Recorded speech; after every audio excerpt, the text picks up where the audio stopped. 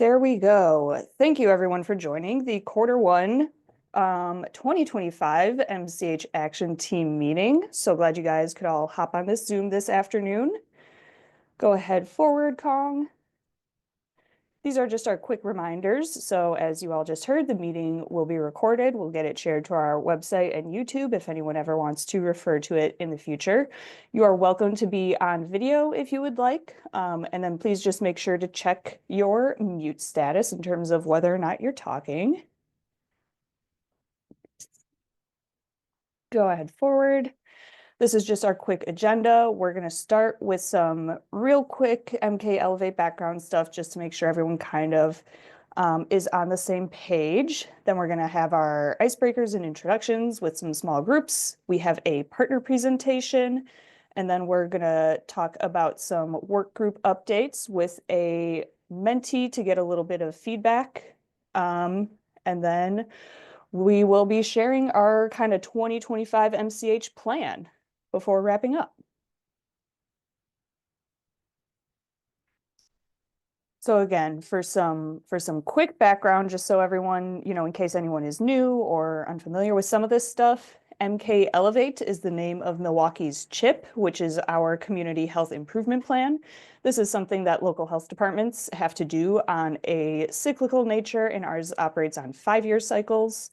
And so this is a community-driven plan with the goal of improving the health and well-being of everyone in Milwaukee. We have the goal to have this plan be really by the community and for the community, so the participation and the engagement is really key for us.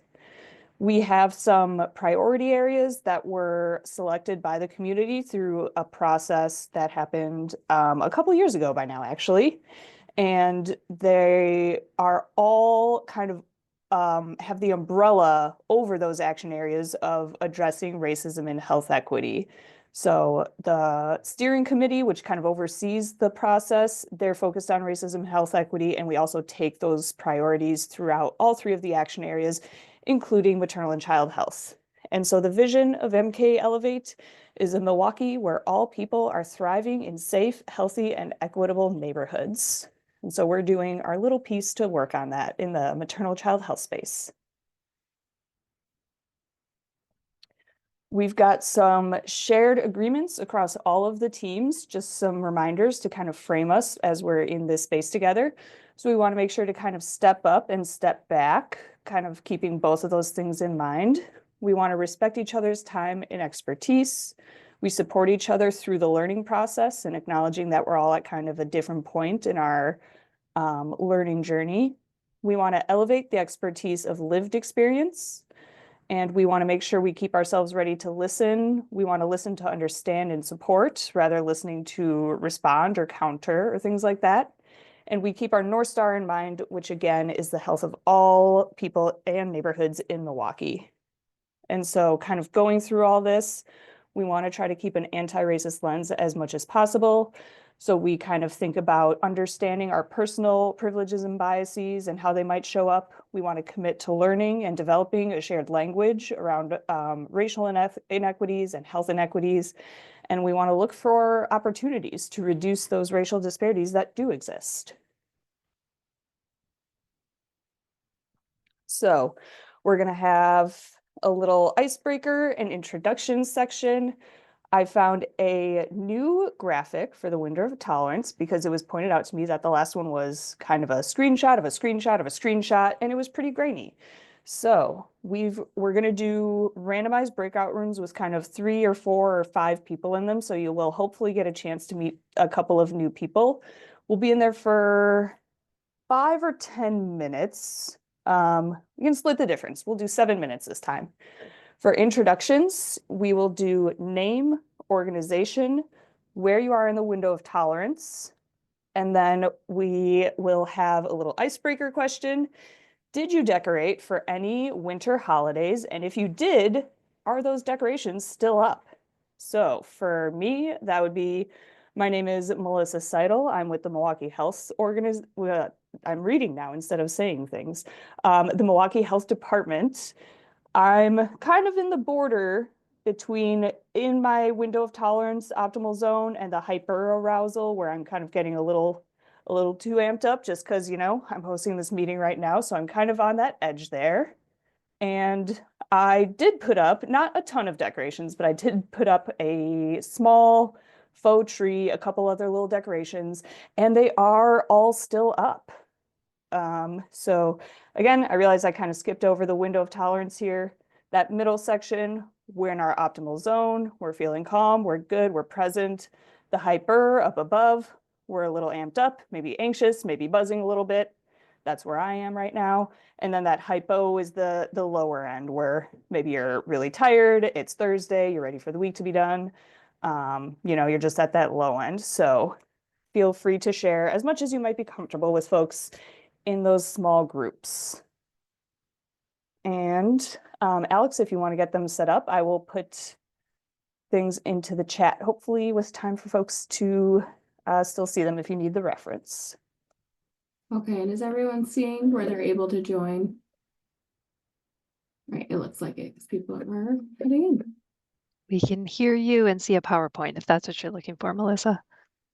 Sounds good. All right. So hopefully you all got to maybe chat with some new people, maybe chat with a couple people you're familiar with. It's great to be in person and be able to mingle with folks, but I kind of like the little small group that I've started doing at the start of Zoom meetings where you actually have a chance to chat with folks instead of going around a room of 30 people. So following that, I just want to do a quick note on kind of the federal landscape type of thing. So go ahead, forward one, Kong.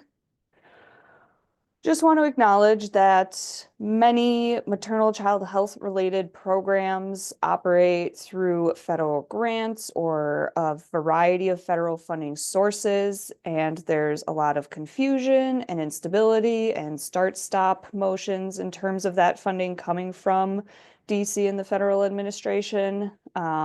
News changes very fast sometimes. There are, funding blocks, and then the next day or two it's unblocked, and some things actually got unblocked and other things didn't get unblocked. So, I just want to recognize that a lot of folks on this meeting right now are probably feeling pretty directly impacted or, just sort of sitting in your seat waiting for the next news to drop or whatever it might be. And just kind of acknowledging that we are all in kind of similar spaces. And our built environment related action team met this morning and they had a really great discussion. So I might kind of see how some of their plans go forward. They had some good talks around how to continue collaborating and finding support from other sources and things like that. So I might see what kind of plans they have and if anything would be applicable in the maternal child health space, and maybe bring some stuff to you guys if it feels like that's needed. Otherwise, we will meet again in May and we'll just kind of see what the world is like come May. And again, this is a community-based group, so we're all here with each other, sort of whatever it's going to be. So I just wanted to kind of acknowledge that, let us all take that minute to breathe together and just know that like we're in a room of people who are certainly feeling the same thing as each other.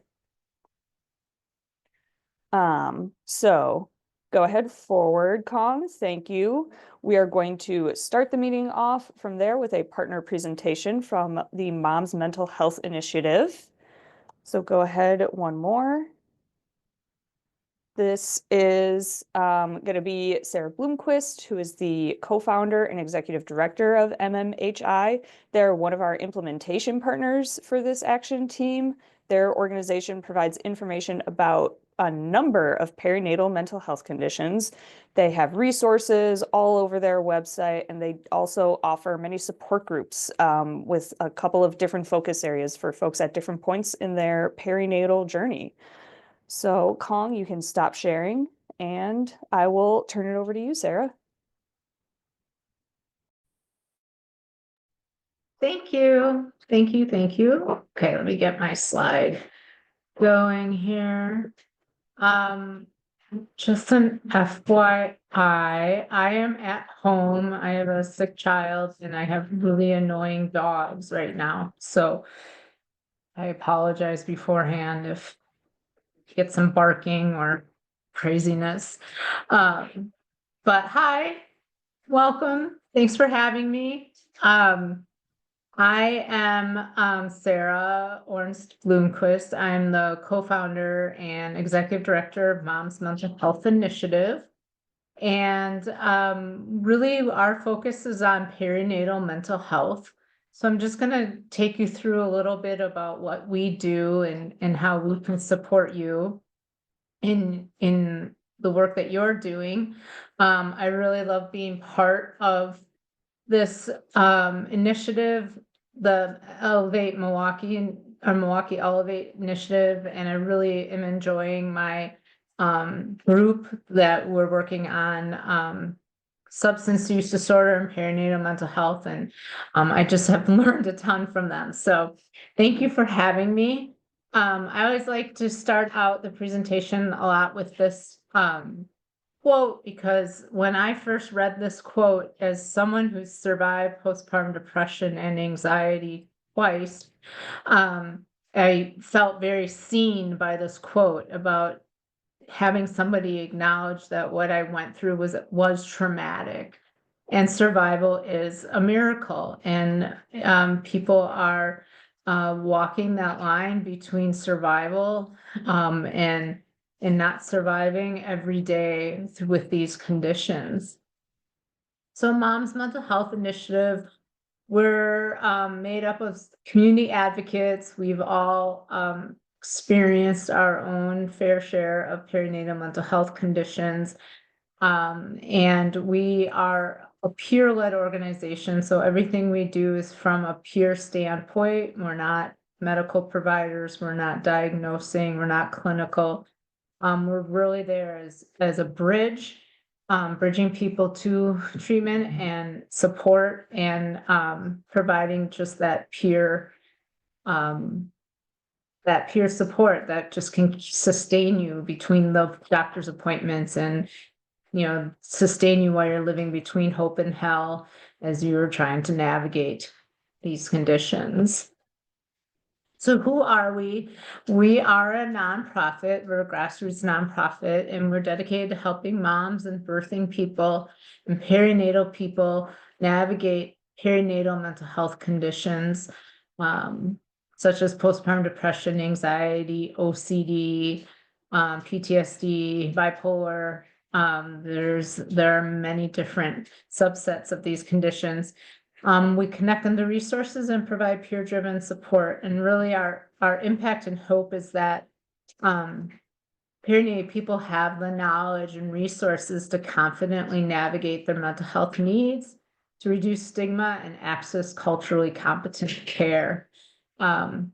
And our promise is that with the right help, you will feel better. We believe these are treatable diseases, and but unfortunately, oftentimes providers don't understand them, and they aren't able to give adequate, compassionate care or untimely care, that they don't respect the urgency and of someone needing help. So we firmly believe that we want to get people the right help and get it as soon as possible. And break down those challenges, those obstacles to getting that care. Just a note on our name: when we started this in 2016, just my co-founder and I were two moms who have helping profession backgrounds, who both suffered from these conditions, and we were just eager to help people get the right help.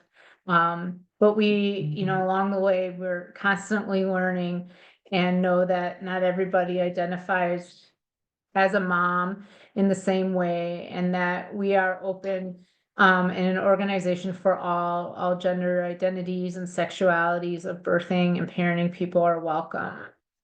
What we do know is that 1 in 5 pregnant and postpartum people will experience a mental health condition. That is a very high rate. We also know it's probably higher in communities that suffer from greater disparities. And this is what we know. I mean, this is what's being reported. We know so many people who aren't self-reporting, and who are suffering silently. In Wisconsin, 16% of mothers experience depression in the 3 months before pregnancy. So even that preconception time is an indicator of how someone's mental health might unfold during their pregnancy. 14% experience it during pregnancy, which is a high number, and then 12% in the postpartum period. The statistic I got, that 27% of pregnant and postpartum women in Wisconsin are battling an anxiety disorder, and I'm like, yeah.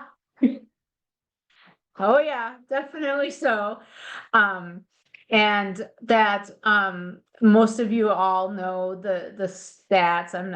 I know I'm speaking to people who have read the reviews from the maternal mortality review team. You're all here because you have this passion and care and concern for health and well-being of our parents. And but 38% of these pregnancy-related deaths were related to mental health conditions, including substance use disorder, so suicide and overdose.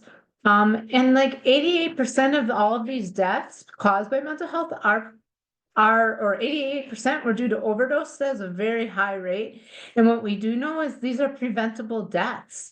These are deaths that did not need to happen. And I think you all know that. That's why we're all here. Groups with higher rates of these conditions, up to 30% of American Indians and Alaskan Natives suffer from postpartum depression. Up to 40% of Black and Latina moms suffer from postpartum depression, which is twice the rate of their white counterparts. And compared to white women, Black women are twice as likely to experience one of these conditions, but half as likely to receive treatment. And we know there's so many reasons, the barriers to treatment, and to compassionate and unbiased care. So statistically, what we know about the lack of treatment, we figure out of those 1 in 5, 75% of them who are suffering remain untreated. So the cost of not treating this condition is $32,000 per mother-infant dyad. So we look at the birth rate of Wisconsin, we look at the rate of people suffering from these conditions, then we look at 75% are remaining untreated. That's costing our state around $300 million because of the lack of treatment and loss in production, like workforce production. We have preterm labor, we've got low birth weight, children who are not receiving the proper care. There can be neglect, there can be issues around development due to the lack of bonding, due to just even in utero, being exposed to that level of cortisol can definitely be a risk onto the health of the child. So it's really crucial. It's a crisis that I don't have to convince you, we are seeing unfold. And we know in Wisconsin, we don't have postpartum Medicaid benefits past 2 months. And we really are dealing with a crisis. So what does MMHI do? I love this quote by Catherine because she says, "I could never have imagined the isolation, despair, and worthlessness I felt after birth. Mom's Mental Health Initiative urgently connected me to treatment, other moms like me, and they made me realize my baby would not be better off without me. They truly saved my life." And that's kind of what we do in a nutshell. Connecting people to the right help, making sure that they are feeling seen and heard, that their baby would not be better off without them, and connecting them to one another. So our first main pillar is education and advocacy, and this is a lot on a lot of what I do, which is providing information on the patient perspective. We like to kind of come from this vantage point of what are they experiencing? What is someone experiencing? How are these conditions presenting on people? Not so much what you just read in a book, but what's going on? What does somebody need to get better? We do a lot of presenting and educating the healthcare workforce, even doctors, nurses, lactation consultants, doulas. I've spoken with graduate students who are getting their PA degree. We really want to make sure that accurate information is being shared.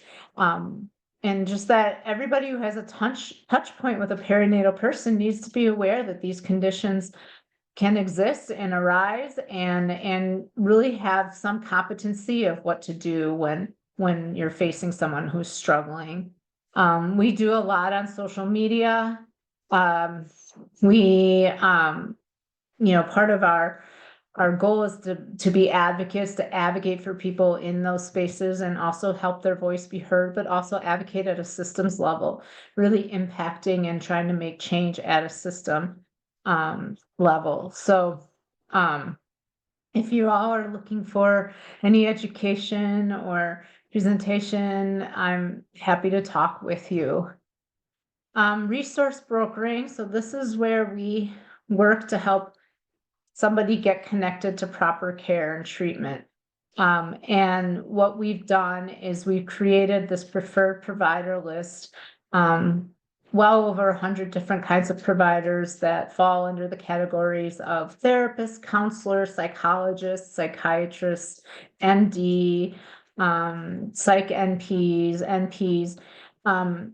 And what we've done is we've screened, we've vetted them. We want to make sure that they understand these conditions, that they are able to get somebody seen urgently, that they're going to respond to someone. Even if they can't get them in, they're still going to make contact. They're going to get a qualified referral. This is really to ensure people don't fall through the cracks. We know the providers is insurance. We try to match insurance, if it's possible, we try to respect people's different wishes on like demographics and location. We try to do the best that we can, knowing full well that, it is very hard to get everything that you want when you're seeking a healthcare provider. But we work with somebody to make sure that they don't fall through the cracks, that they are gonna get attention. And I mean, we've had people contact us from Pakistan, Jamaica, and we never leave anybody without a resource. So people can go on the website and they can filter on their own to find somebody, or they can reach out to us and we'll help connect them. Excuse me, my dog is really driving me crazy right now, scratching at the door. I'm sure, I think, some of you have used our resources. Many of us know a lot of the providers on this list. And so this is just something that we're really committed to, and find, I think we've connected over like 1,300 women since we've launched, or perinatal people. Do we know if they all get the care that we've shared with them? Do we know if they all recover? We don't. But we're trying to improve access, and sometimes the providers that we work with will say, hey, if they're okay with it, I'll give them a call to set up an appointment. They'll do a spot call, knowing that person, just before they can get them seen for a full appointment, needs to touch base. So it's really wanting to make sure that these are providers who are compassionate, experienced, and understand the nature of these conditions. And then our peer support. Everything we do is from a peer support standpoint. Even when we're resource brokering, as peers. We don't want to be invasive. This isn't a clinic. And we have a few different options for group peer support. We have something called Circle of Hope, which is an online group for pregnant roughly to 2 years postpartum. They can be anywhere in their journey, and it's peer led, so we have guidelines, we monitor it, but the participants really are there for each other. They're not diagnosing, they're not giving medical advice, but they're saying, hey, I struggled with taking medication too, and I'm so glad I did. Hey, breastfeeding journey was really hard for me, and this is what helped me. And it's amazing to see what they can do for one another. I just this is what I needed when I went through it, 17 plus years ago. It's just would have given anything to realize I wasn't alone, and that it does and will get better. And then we're also offering different types of in-person groups and some virtual, where we partner with somebody like a provider and want to make it accessible for people to attend a peer support group. So sometimes we're able to, excuse me a minute, if I don't let my dog out, I'm going to lose my mind. So come on up. Thank you. Ugh. Extra children in my house, it feels like. Okay. So we have provider-led groups. We're able to support that provider so that they can offer their time for free. We have general perinatal mental health groups. We have a Spanish speaking group that's virtual. We have one that focuses on perinatal loss. And she's also starting a moms with cancer group, moms who found out they had cancer in that perinatal period. And then we also connect people to Postpartum Support International support groups and some of the other larger perinatal mental health organizations that are offering them. So if you're interested in wanting to launch any kind of perinatal group, support group that focuses more on mental health in your community, we would love to walk alongside you and support you in doing that. We ourselves don't lead the groups. We also recognize we're not experts in every type of community and population. And so we want people who are representative of who they're serving to be able to lead these groups. So what, in the end, what do these moms need? Well, they need to know how common these conditions are. And that's something you can always say, no, it's not normal, but this is common. That they're not alone, that they can choose what's best for them, empowering them with options, helping them recognize and be able to voice to say, this is what I want, this is what I need. Don't second guess me. I need to send my baby to the nursery all night so I could sleep before I went home. Breastfeeding choices, their birth plan choices. So really empowering people to be able to speak up and advocate. They need to know this is treatable. This doesn't last forever. This is temporary. They need to know or deserve to have their providers be compassionate and well-versed on perinatal mental health disorders and latest research. I'm sure most of you know about the PeriSoap project. We serve on their advisory council, but any provider can call and get consultation in real time about psychiatric medications for substance use disorder and perinatal mental health conditions. You don't necessarily have to be a prescriber. You could be working with someone and just be confused as to the next steps, and you can call and get some consultation. And what they need is others to be committed to their mental health, and they need hope. Ultimately, they just need hope to make it to the next day. So what can we do besides those services? We do provide the education, and we also provide technical assistance. I work with many different local and tribal health departments on their perinatal mental health screening policies. We can help with referrals, we can help with the peer support, and then if you're interested, we can provide you with our mom cards that you can hand out to those that you work with. And feel free to reach out with questions at any point.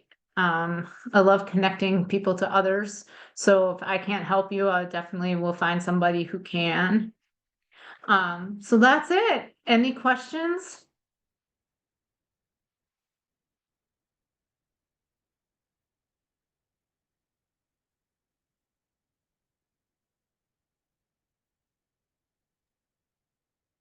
I always love hearing from our partner organizations. Even when I think I know what that organization does, I always learn so much more from those presentations. As you can see, there's a wealth of resources that they have access to and are ready to connect people with. Tons of direct services, referral services. MMHI is a really really significant organization in the space of being there for people in these really vulnerable time windows in their lives. And so I dropped their website, MMHI's website, in the chat. I put the Periscope project as well because that was mentioned. So they also have a wealth of resources available. Again, largely oriented towards providers, but not exclusively. There are family resources on the Periscope project as well. And yeah, so I think we do have a couple minutes. If anyone does have any questions, you can come off mute or you can put it in the chat.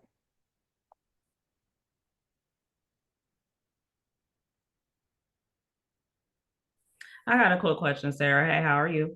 Hi, it's so good to see you. I've been thinking about you. Good to see you too. So my question is, because I heard you say as far as for the groups, and I wanted to mention that I actually am interested. So should I just shoot you an email then as far as for being okay? All right. Shoot Perfect. me an email anytime. Okay. That was my question. Thank you. Okay. And if you're all right with it, Sarah, you could put your email address in the chat for other folks who might want to just have it on hand. And then I'll give it one more minute for folks to maybe think through if they've got a question.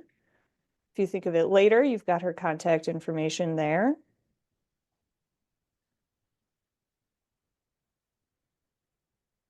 But I think sometimes we're all just really appreciative after these presentations. Like, wow, I know so much more now. I had a quick question. Thank you so much for your presentation and your work. I was curious if you serve partners of pregnant people as well, or do you do? Yeah, Yeah. I mean, we'll make a referral for sure. Like, we're not going to leave anyone alone. And we have a few therapists that we refer. If the partner's a man, we have, sometimes people are needing more couple support. So we try to find therapists to do that.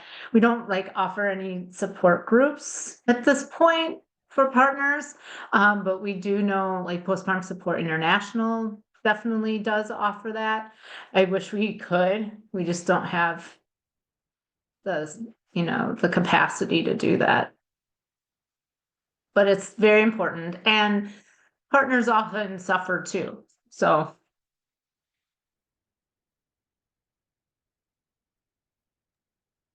Yeah, I'm also thinking in some of those spaces where maybe the pregnancy did not have a great outcome, or things like that. And that mom, that birthing person, oftentimes does get all the attention when it happens. And we got to remember those partners as well. They're often holding someone through that. They need to be held too.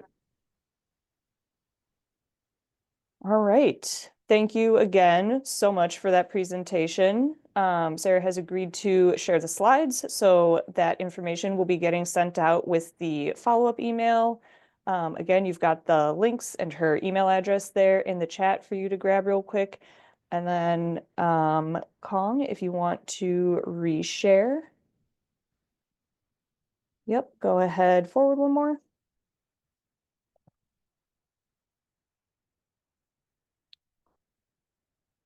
So we've got some work group updates to share. We're going to be using a Menti for this portion. So you can either open a new web page and type in menti.com. Don't worry, we've got those messages. We can put it in the chat. Or if you want to use your phone or if your computer can scan a QR code, you can do that and pull up the Menti that way.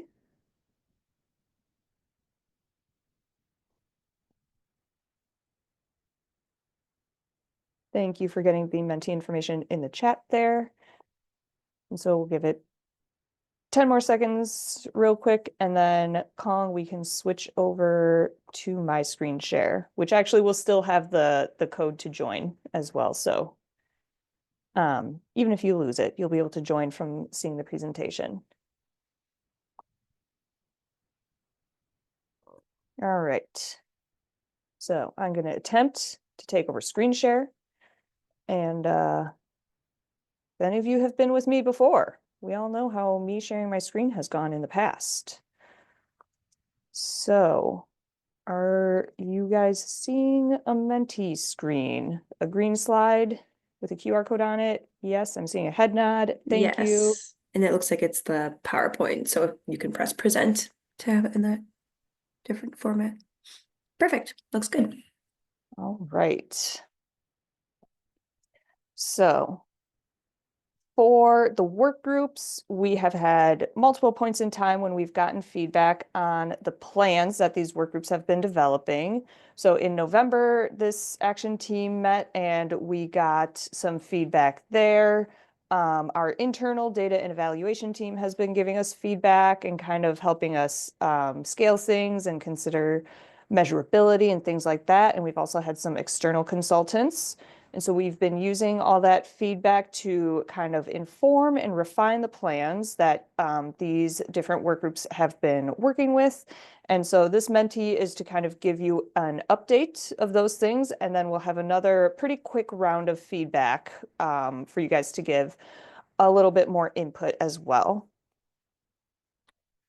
So the first group is our Healthy Birth Outcomes work group, and this is the one that has a pretty low-key current status. So the SMARTY goal for them, their specific thing that is the current focus, is to simply monitor the status of postpartum Medicaid eligibility extension at the state legislature, and then participate in supportive activities as appropriate or as available. And the American Heart Association is largely the kind of sponsor, as it were, of this goal, since they're much more active in the process there.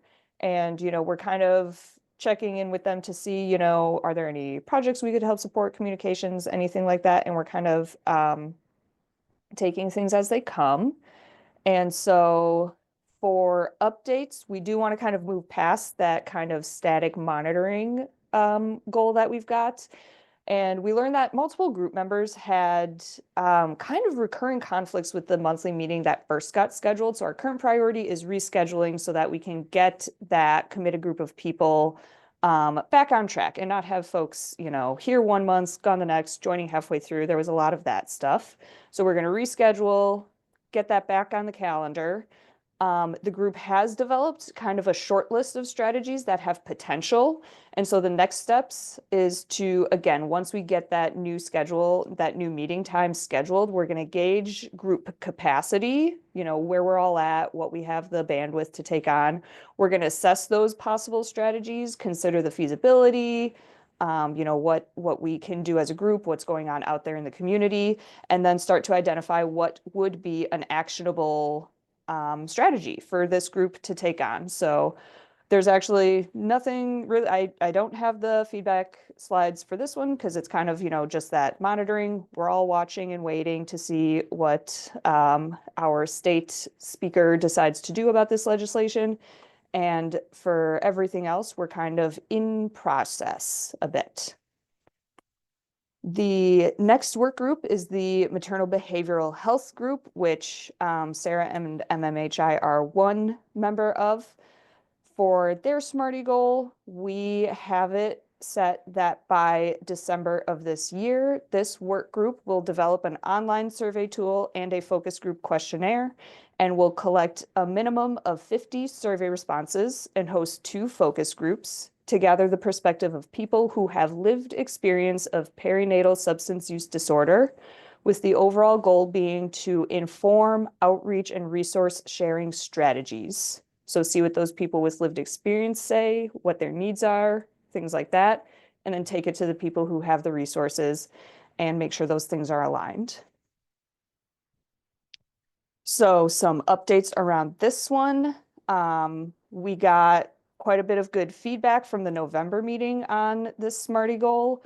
Some good ideas and, you know, ways to steer it, make it a little bit better of a Smarty goal there. We were also able to meet with a UWM survey methodologist in the Zilber School, and we got input from him on our potential target number for the responses, strategies to kind of work on focusing a survey tool like that. And he just gave us a lot of good feedback there. We are continuing to work on drafting this survey at the monthly meetings, and this group has actually decided to hold 2 different in-person monthly meetings when they're like, you know what, we need to jumpstart our progress, or we need to, you know, we want to take 3 steps forward instead of 1 step forward. So they were motivated enough to say, let's get in person so we can really focus in together in the same room as each other. And I do think that's been effective. And so coming up, this group is going to keep working on that draft survey.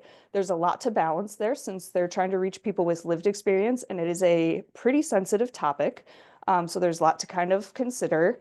And then at the very beginning phases of discussing, you know, an outreach plan or how to disseminate the survey and that kind of thing. And then we're considering having a second meeting with that UWM methodologist to, you know, get some additional consultation as additional questions have kind of come up and we want some more clarity and advice and things like that. So that big overall picture. This is kind of a gauge. I was hoping there would be emojis, but there wasn't really because I wanted to put like a thumbs down, a thumb in the middle, and then a thumbs up along the bottom of this scale here for, you know, how much are you liking the sound of that plan? So at the far left, we've got kind of a, you know, not a fan, not loving it, you know, needs changes. Way at the far right is our, you know, big thumbs up, sounds great, loving it. And then if you put it smack dab in the middle, that'll be kind of our, you know, thumb is in the middle, not too sure, you know, some good, some needs improvement, kind of halfway there. So think of it as, you know, far left, midpoint, far right.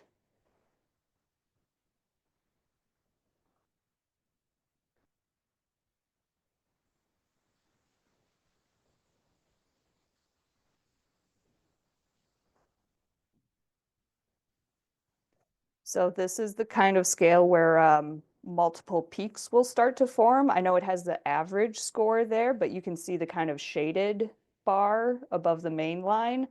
That'll kind of show, you know, the bulk where those votes are happening. So, you know, a middle peak and a far right side peak. No. No.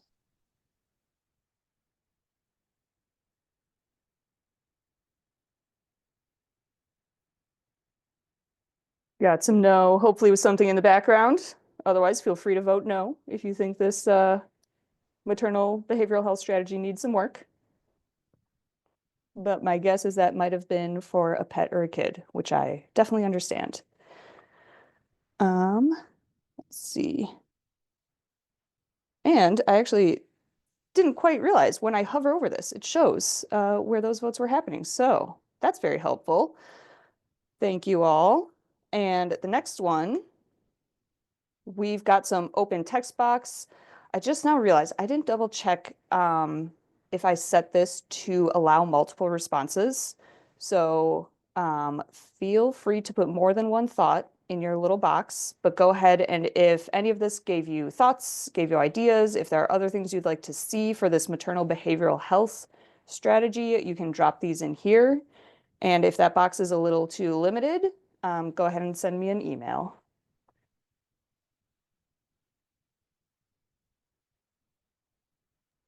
Melissa, They don't- say we can submit multiple responses. Okay, cool.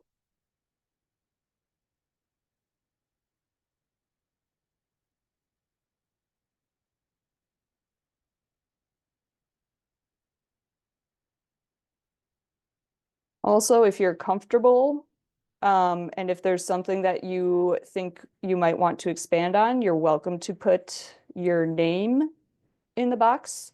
But I understand you might want to remain anonymous here. So again, you can reach out to me directly if you really want to give some insights and give some thoughts on any of this. We'll give it maybe one more minute to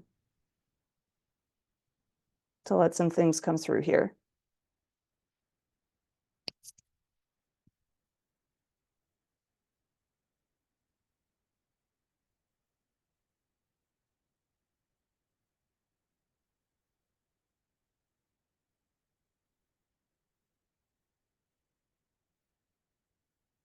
As some things are coming in, just a little bit of further context. We are trying to balance, getting as much information as we can with not wanting folks to have an hour-long survey to do. So we're kind of scoping in some of the questions we're asking and things like that. So as far as being more expansive, we are doing the opposite. We're trying to focus in a little bit, but still feel free to provide some more. We'll do about 20 more seconds.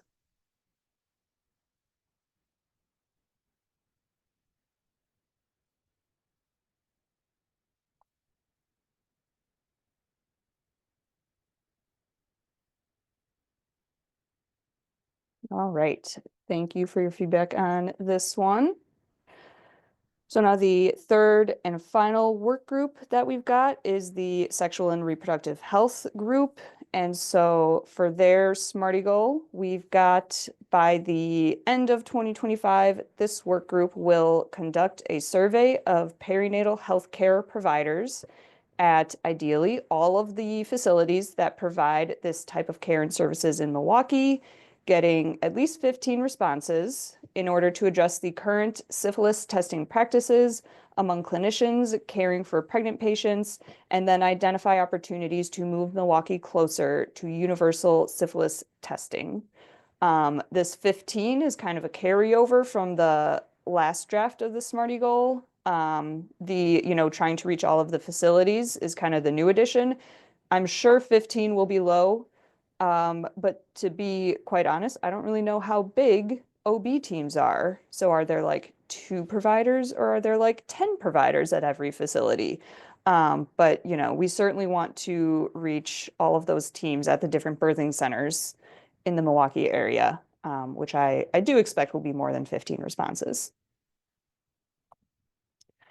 The updates for this group, they have completed the draft of their survey tool. This is a smaller group, which helps things. It only took them a couple meetings to decide, you know what, we don't want to focus on STI testing. We want to really hone in on syphilis testing.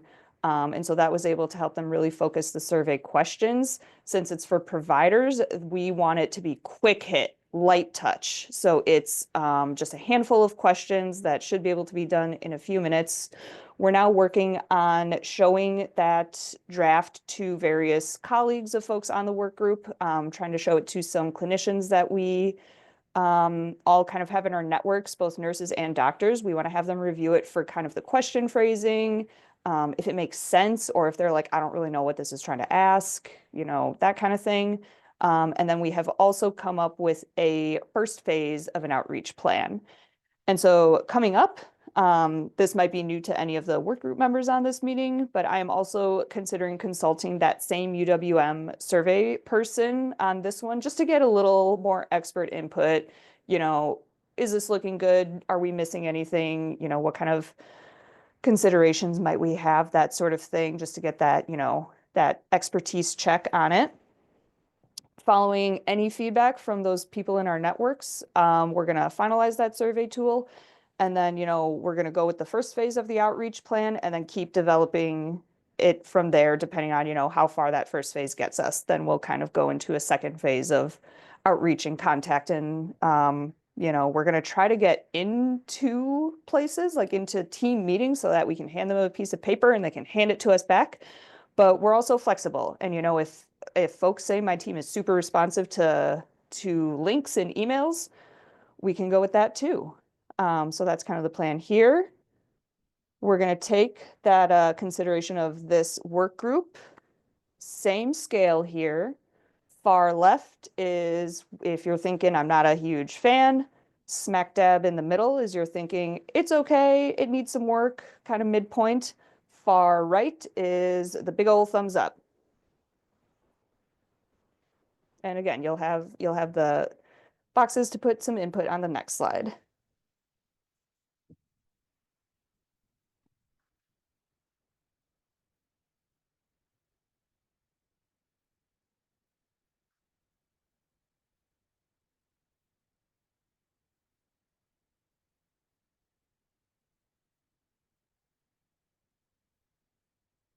Give it 30 more seconds because I think there's some additional folks who might be able to put their input here.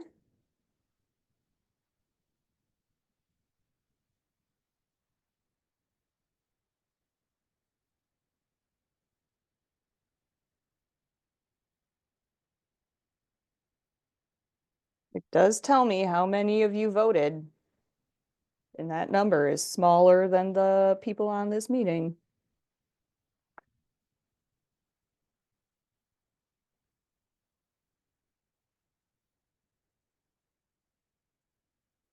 All right. Thank you for the quick check. And now, again, you should have those open boxes. Same thing if you have thoughts, if you have ideas, if you have things you'd like to see. Again, the survey tool itself is largely finalized and it's very focused on if syphilis testing is happening and if so, when. And then with a few spots for people to list, the barriers and supports they face with that. So it's a really focused survey tool. So if you've got thoughts or ideas in the dissemination, ideas for who to reach out to, anything like that, feel free to share here.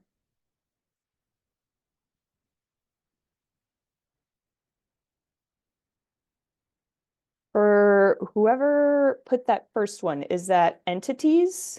Leverage healthcare entities?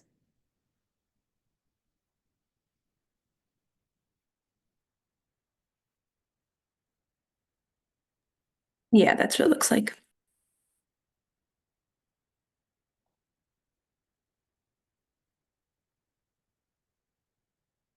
Got it. I did not have the survey questions up right now, but they are generally, again, there's only 7 or 8. So again, this is perinatal healthcare providers. So it is, do you test every pregnant patient for syphilis?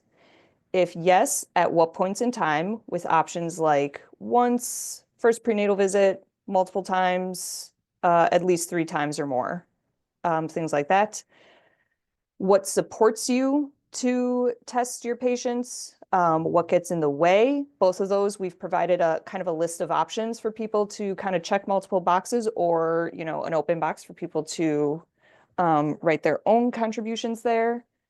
And then a question around, does your hospital leadership ever talk to you about trends in syphilis or STIs? And then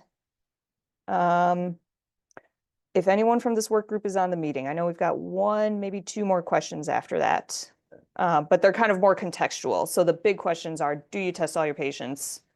And then the support and barrier questions. I do see the question about mandating it. That would have to be at the state. So,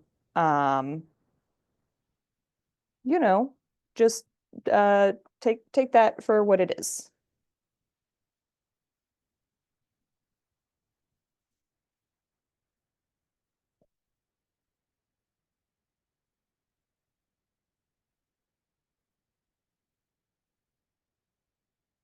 If anyone has other suggestions of smaller organizations that provide this kind of care, feel free to type them in here. I've got knowledgeable folks on this team, but if you know of things, go ahead and put them there. And if I move forward before you got your chance, there's still the meeting chat afterwards. Going to give this 30 to 60 more seconds.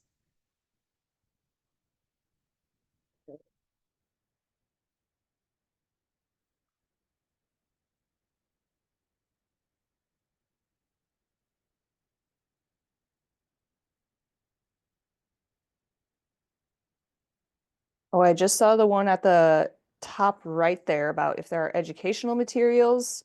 This might be something that could be an outcome. If a notable number of people say that a barrier is, I didn't know this was important or anything like that, that could potentially be something we can consider as next steps after we get these results. Planned Parenthood is very much engaged, yes. Thank you for those suggestions.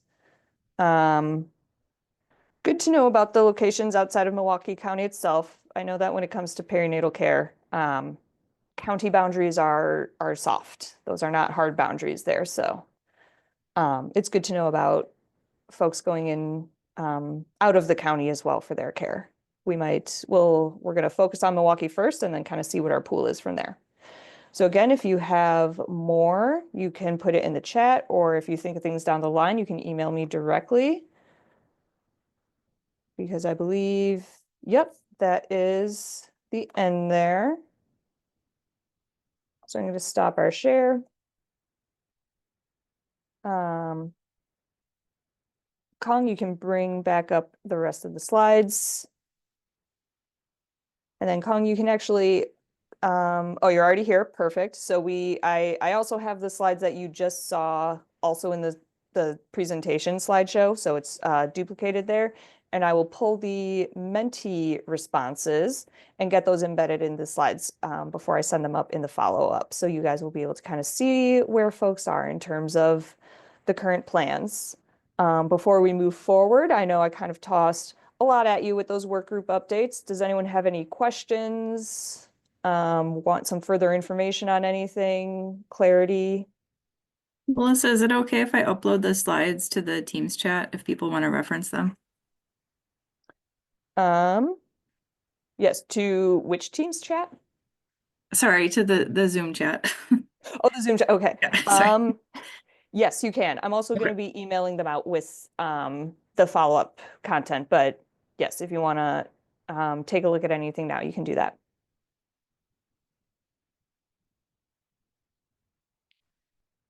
All right. So now to go into kind of our looking forward for 2025, kind of an action team plan, as it were. Go ahead forward one more, Kong.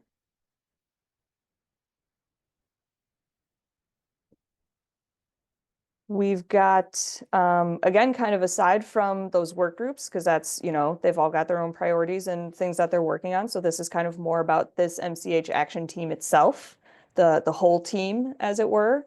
Our priorities are ongoing community engagement. I definitely know that, not everyone is in this room, not everyone's at this table. So I'm always happy for more referrals. If you meet anyone, if you connect anyone,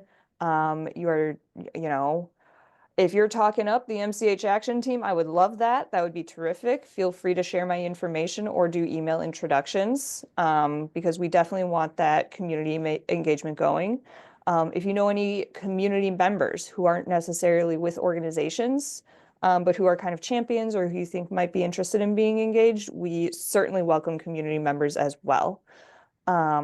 And then other priorities, again, the kind of ongoing management of those work groups.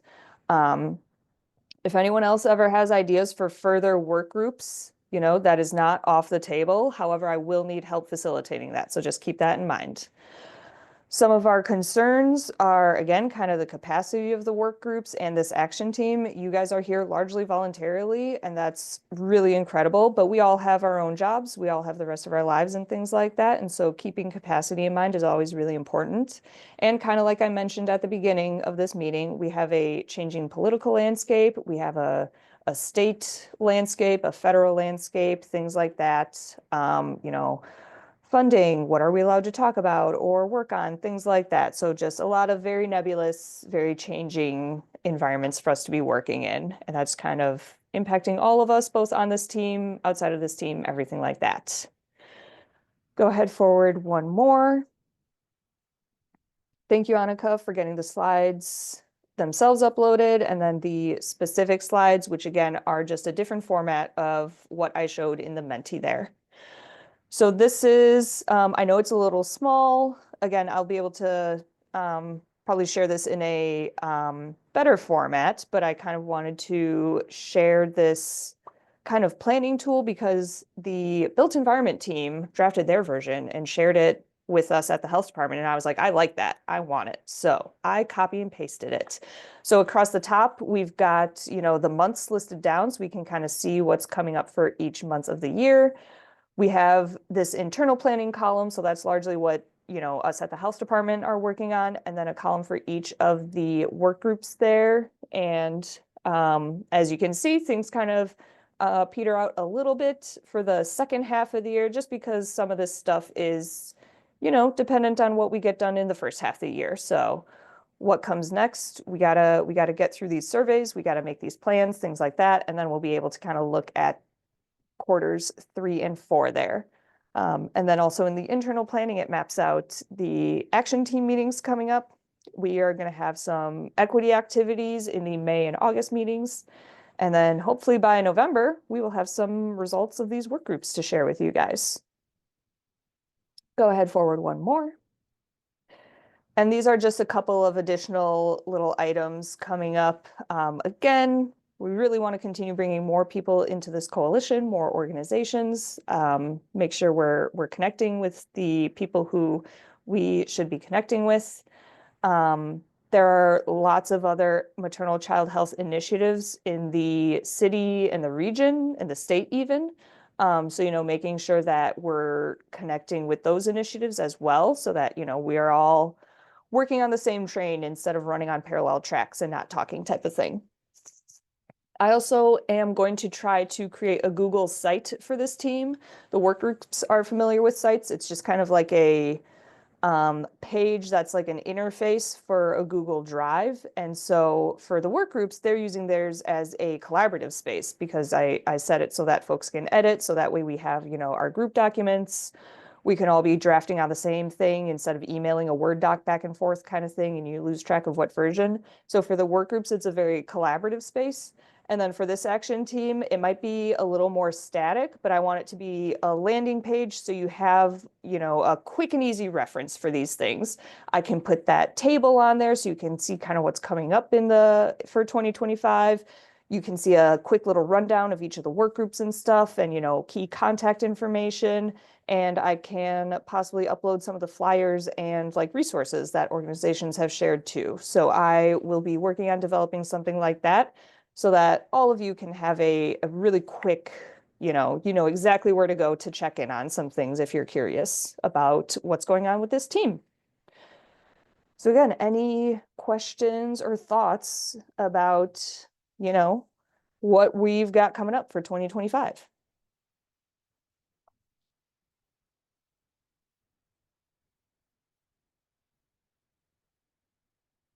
You can come off mute, you can put it in the chat.